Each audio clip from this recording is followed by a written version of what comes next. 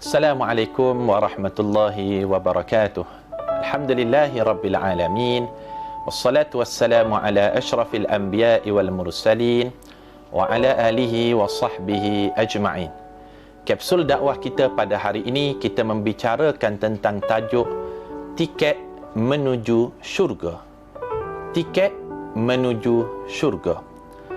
Sedang pendengar yang dimuliakan Allah Subhanahu wa taala, bila kita berbicara tentang tajuk syurga, maka syurga itu termasuk daripada perkara ghaib, perkara ghaibiat.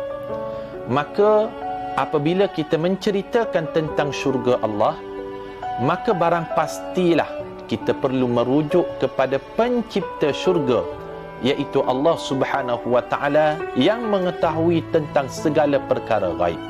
Sebagaimana Allah Taala berfirman dalam surah Al-Jin pada ayat yang ke-26 dan ayat yang ke-27, Alimul Ghaib, Allah Ta'ala itulah yang mengetahui tentang perkara ghaib. Fala yudhiru ala ghaibihi ahada, maka tidak ada sesiapa pun yang mengetahui perkara ghaib melainkan dia.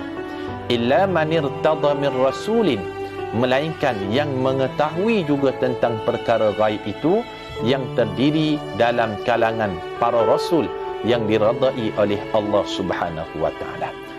Berbicara tentang tiket menuju syurga, jangan kita bayangkan syurga itu ada tiket sebagaimana kita pergi stadium ada tiket. Jangan kita bayangkan orang yang tidak ada tiket tak boleh masuk syurga. Jangan. Kerana syurga-syurga itu dimasuki oleh orang yang mendapat rahmat dan kasih sayang Allah.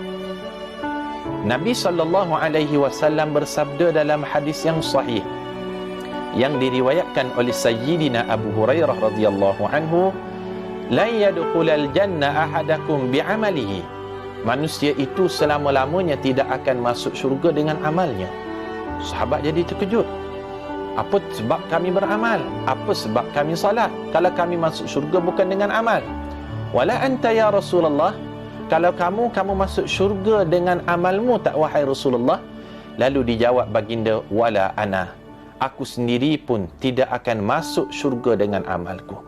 Illa an yataghammadani Allahu bi rahmatih, melainkan kita masuk syurga melainkan hanya dengan rahmat dan kasih sayang Allah Ta'ala. Lalu betulkan minda kita apabila kita beribadah. Apa tujuan kita salat? Mengundang rahmat Allah. Apa tujuan kita baca Al-Quran? Memanggil rahmat Allah. Apa tujuan kita berada dalam majlis ilmu? Mengundang rahmat Allah. Apa tujuan kita menunaikan amanah? Agar turun rahmat Allah. Kerana syurga itu bukan dimasuki dengan amal, tetapi syurga itu dimasuki oleh orang yang mendapat rahmat dari sisi Allah.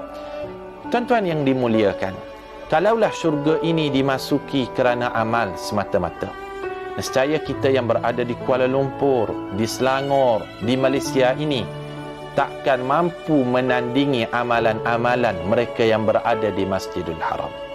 Apa sebab? What is the because? Dalam bahasa Inggeris ni, apa sebab? Sekali sahaja mereka yang berada di Masjidil Haram salat, berbeza dengan tempat kita di Kuala Lumpur. Bezanya, kata Nabi SAW, 100,000 kali gandaan. Lalu adilnya Allah, alaisallahu bi ahkamil hakimin, bukankah Allah itu Tuhan yang paling adil, hakim yang paling adil? Lalu Allah Ta'ala jadikan syurga itu dimasuki bukan kerana amal semata-mata, tetapi ia dimasuki oleh orang yang mendapat rahmat dan kasih sayang di sisi Allah Subhanahu wa taala.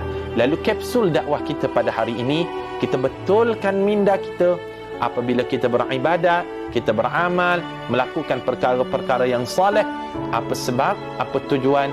Kita nak memanggil kasih sayang dan rahmat Allah Subhanahu wa taala turun kepada diri kita agar kita diradai oleh Allah, sehinggalah lengkap doa yang diajarkan oleh Nabi sallallahu alaihi wasallam kepada Sayyidina Aisyah radhiyallahu anha, Allahumma inna nas'aluka ridhaka wal jannah. Wahai Allah, aku minta kepadamu redamu setelah kamu redha kepada diriku, maka turunlah rahmatmu, wal jannah, ketika itu kami mendapat syurga Allah Subhanahu wa taala. Lalu tiket menuju syurga Allah, tiketnya apabila kita mendapat rahmat dan kasih sayang Allah Subhanahu wa taala. Kapsul dakwah 5 minit bersiaran membicarakan tiket menuju syurga.